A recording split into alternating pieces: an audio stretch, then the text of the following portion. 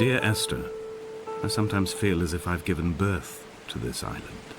Somewhere between the longitude and latitude, a split opened up, and it beached remotely here. No matter how hard I correlate, it remains a singularity, an alpha point in my life that refuses all hypothesis. I return each time leaving fresh markers that I hope, in the full glare of my hopelessness, will have blossomed into fresh insight in the interim.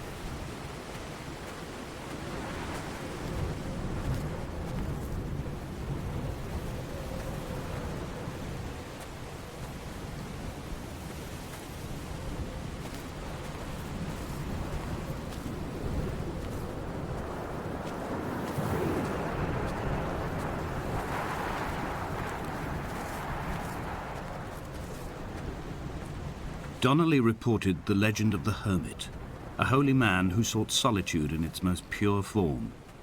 Allegedly, he rode here from the mainland in a boat without a bottom, so all the creatures of the sea could rise at night to converse with him. How disappointed he must have been with their chatter.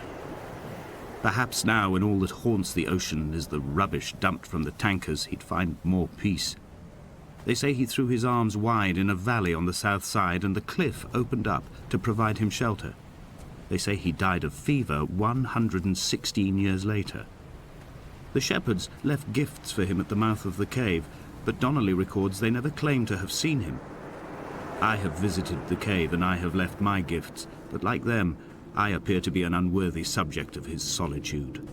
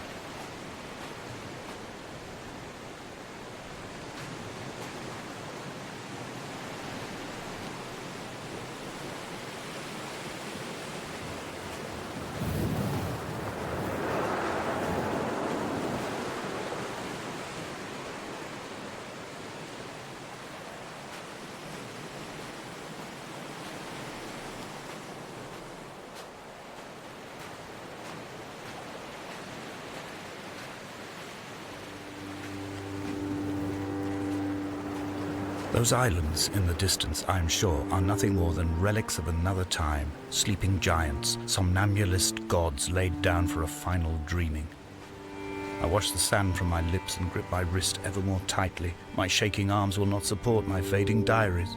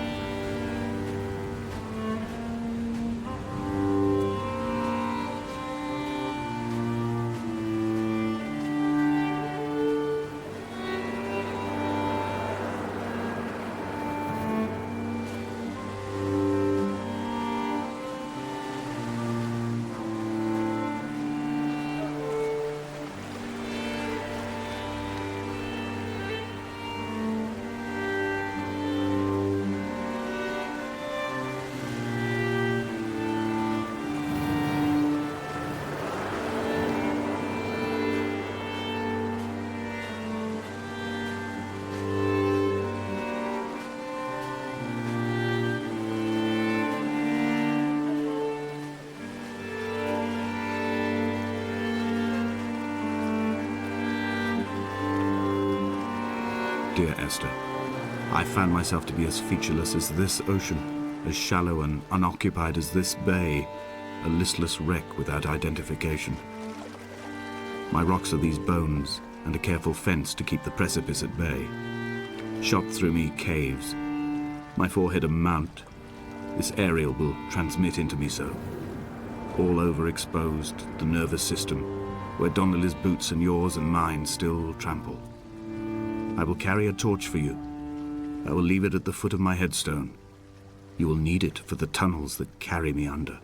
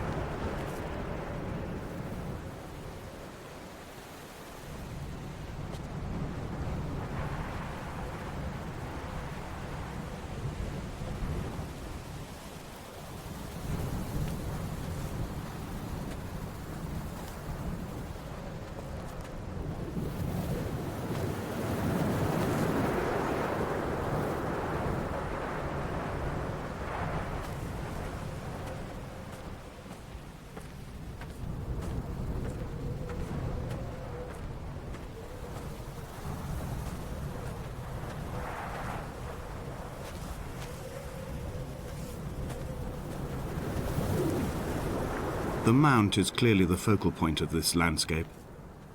It almost appears so well placed as to be artificial. I find myself easily slipping into the delusional state of ascribing purpose, deliberate motive to everything here. Was this island formed during the moment of impact? When we were torn loose from our moorings and the seatbelts cut motorway lanes into our chests and shoulders, did it first break surface then?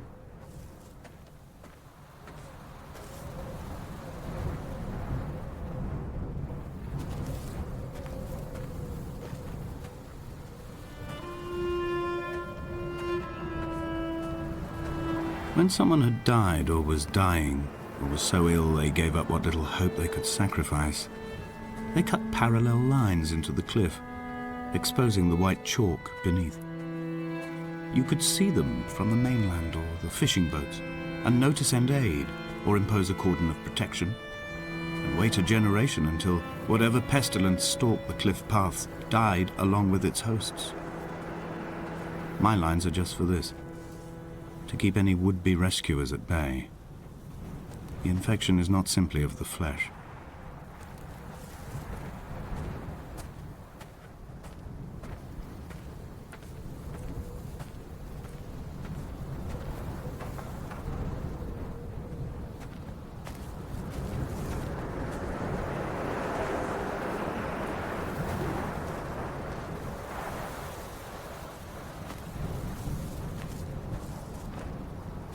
I quote directly, "A motley lot with little to recommend them. I have now spent 3 days in their company. That is, I fear, enough for any man not born amongst them. Despite their tedious inclination to quote scripture, they seem to me the most God-forsaken of all the inhabitants of the Outer Isles. Indeed, in this case, the very gravity of that term, forsaken by God, seems to find its very apex. It appears to me that Donnelly, too, found those who wander this shoreline to be adrift from any chance of redemption. Did he include himself in that, I wonder?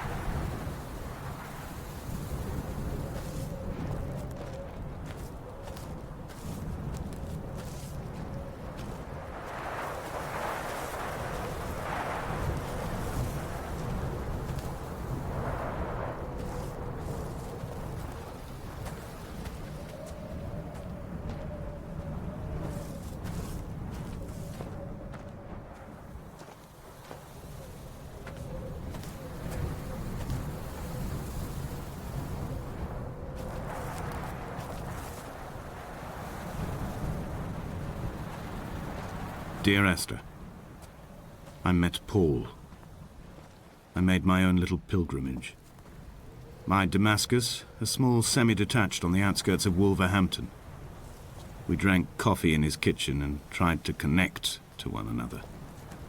Although he knew I hadn't come in search of an apology, reason or retribution, he still spiraled in panic, thrown high and lucid by his own dented bonnet. Responsibility had made him old. Like us, he'd already passed beyond any conceivable boundary of life.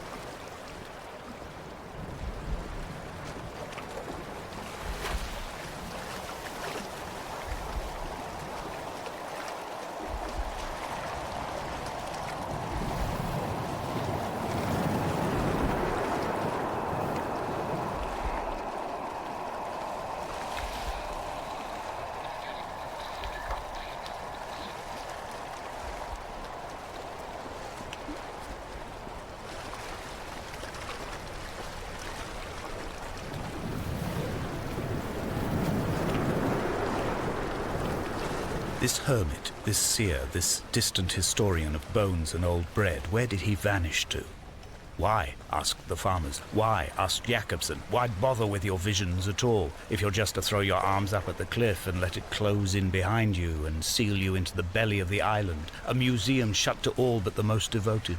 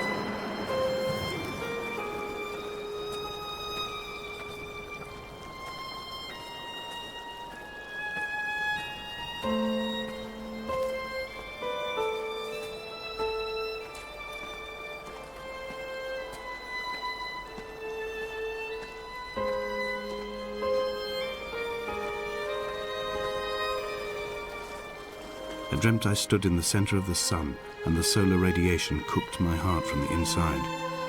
My teeth will curl and my fingernails fall off into my pockets like loose change. If I could stomach, I'd eat, but all I seem capable of is salt water. Were the livestock still here, I could turn feral and gorge. I'm as emaciated as a body on a slab, opened up for a premature source of death. I've rowed to this island in a heart without a bottom, all the bacteria of my gut rising up to sing to me.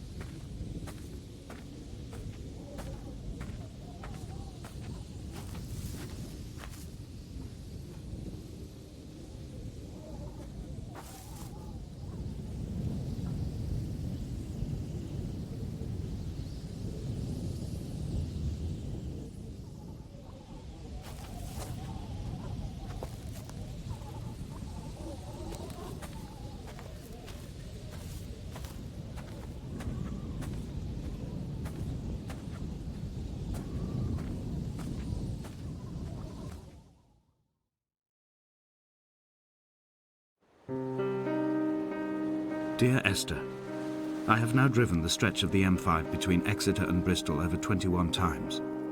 But although I have all the reports and all the witnesses, and have cross-referenced them within a millimetre using my Ordnance Survey maps, I simply cannot find the location.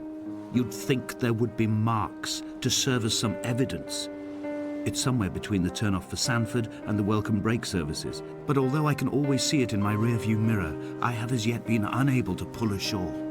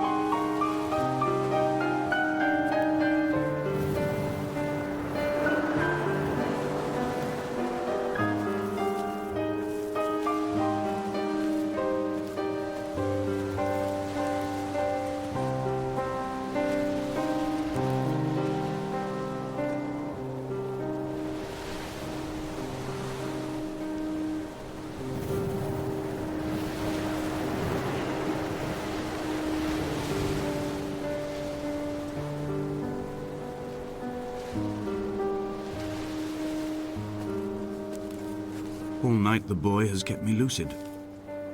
I sat, when I was at the very edge of despair, when I thought I would never unlock the secret of the island, I sat at the edge, and I watched the idiot boy blink through the night. He is mute, and he is retarded, and he has no thought in his metal head but to blink each wave and each minute aside until the morning comes and renders him blind as well as deaf-mute. In many ways, we have much in common.